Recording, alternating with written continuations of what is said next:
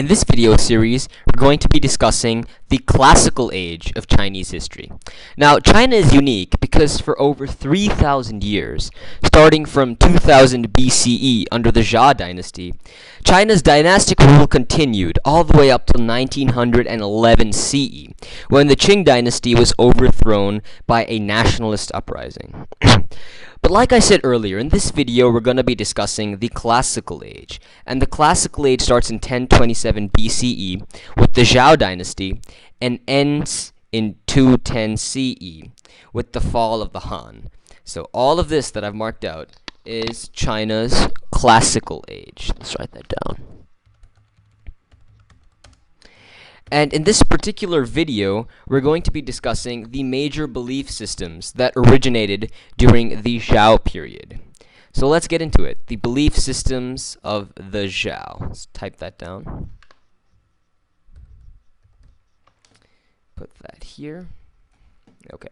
And the first belief system we're going to be discussing is the belief system of the mandate of heaven.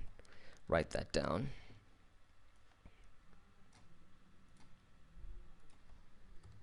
Mandate of heaven. And the mandate of heaven was a belief that the king had a divine right to rule. A belief the king or the emperor had a divine right to rule. Divine right to rule. And this divine right to rule was not eternal, because if the emperor ever behaved in an immoral manner or a cruel manner, then the emperor could lose that divine mandate of heaven, and a new dynasty would replace him. And if we look at this picture, it sort of highlights the emperor being bestowed upon with this divine right to rule by the gods in heaven. Now, the principle of the mandate of heaven was that dynasties occurred in cycles, and that dynasties would have the mandate of heaven, rise, then fall after they lost the mandate of heaven, and a new dynasty would replace them. And the concept of the mandate of heaven was used to justify overthrow. It was used to justify overthrow. And the Zhou dynasty was the first dynasty to use this concept to justify their overthrow of the Shang. And that was the mandate of heaven. Now, the next major belief system we're going to be discussing, and this is arguably the most important belief system, is Confucianism. Confucianism. Now, Confucianism was founded by a guy named Confucius, and his real name was Kung Fu Zhou. So Confucius's real name was Kung Fu Zhou. Kung Fu Zhou. And Kung Fu Zhou was a court official during the Zhou period.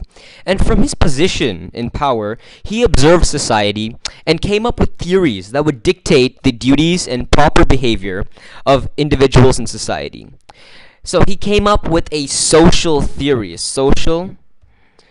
He came up with a social theory that would dictate duties and behavior in society. And he believed that the family was the basic unit of society. The family was the basic unit. Basic unit of society. And he, on this concept of the family, he came up with 5 relationships. He came up with 5 relationships that were based on filial piety. 5 relationships based on filial piety. And this is a key term, so I'm going to put an asterisk here just so you remember it. Now, filial piety basically means respect for one's ancestors and elders. And if we look at this picture here, we can see just that. It is a little boy paying his respects to his ancestors. So based on filial piety, Confucius came up with 5 relationships that would ensure harmonious living in society. And they were the relationship between husband and wife, between brothers, between father and son, between ruler and ruled, and between friends. And if people followed these 5 relationships, society would flow in harmony. Now, Confucius also advocated education. He also advocated education. Because in Confucius's eyes, the gentleman was sort of the highest form of being. And a Confucian gentleman was educated, who was cultured, and followed the correct ethical code. And that was these relationships that were based on filial piety. And anyone could become a gentleman in Confucius's eyes as long as they followed these principles. And Confucianism became a major belief system in China, and there were Confucius scholars who wrote books, who analyzed society based on these principles, and who proposed education and gentlemanship. And Confucianism really became a major belief system, not just during this period, but throughout China's history. And even today, Confucianism is considered a ethical code. And finally, Confucius, like other great thinkers, did not write much down himself, but he had a group of disciples who wrote down his thoughts and beliefs. And there's a book, Analects. There is a book, Analects. I'm putting that there. Analects, that have Confucius's thoughts and stories. Thoughts and stories. And that's Confucianism. It was a social principle that would govern relationships in society. And the last thing we're going to be discussing in this video is Taoism. Now, before we get into Taoism, a quick note. There was also one more belief system that originated during this period, and it's called legalism.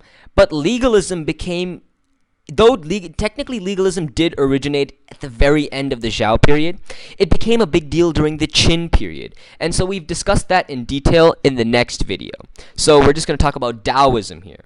Now, Confucianism sought to dictate man's relationship with other members of society, but Taoism sought to govern man's relationship with nature. So it was man and nature, the relationship between man and nature. And Taoism was based on the Tao, which means the way. The Tao, which means the way. And the Tao is basically a set of belief and principles that would allow man to live in harmony with nature. And it advocated these free-flowing natural energies which would flow against each other, but flow together and not counteract each other. So that was basically Taoism. It was a spiritual, relaxed system of belief that would allow people to become better spiritual beings. And another major Taoist belief was that the ruler who governed the least, was the best. So Taoism advocated a very relaxed form of government where the ruler was not very active and more chilled out and relaxed and not too involved in his government. That, according to Taoism, was the best form of government. Now, and that's basically Taoism. And before we end this, there are a couple of questions that need to be asked. Well, first of all, there are 2 pictures here, and what do they mean? Well, the first question is, well, who is this old guy? Who is this wise old man? And this wise old man is actually Lao Zhou, who is the founder of Taoism. He was the founder of Taoism, and there is a book called the Tao De Jing, which has these stories, which is attributed to Lao Tzu, and contains his stories and thoughts. The thoughts of Lao. I'll put that in there. The thoughts of Lao Tzu, and that is his book, the Tao De Jing.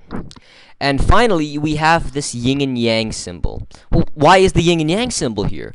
The yin and yang symbol is actually the symbol of Taoism. It is the symbol of Taoism. The same way the cross has come to be identified as a symbol of Christianity, or the Om symbol is a symbol of Hinduism. The yin and yang is the symbol of Taoism. Because remember how we talked about those natural energies that flow together? Well, that's exactly what the yin and yang depicts. Opposing energies that do not counteract but flow together. And that is Taoism. So a quick recap. During the Zhou period, these major belief systems were born. And they were the Mandate of Heaven, Confucianism, Taoism, and legalism. But legalism became a big deal during the Qin period. And all of these belief systems shaped China's history during this classical age, as well as for years and years to come. Thank you, and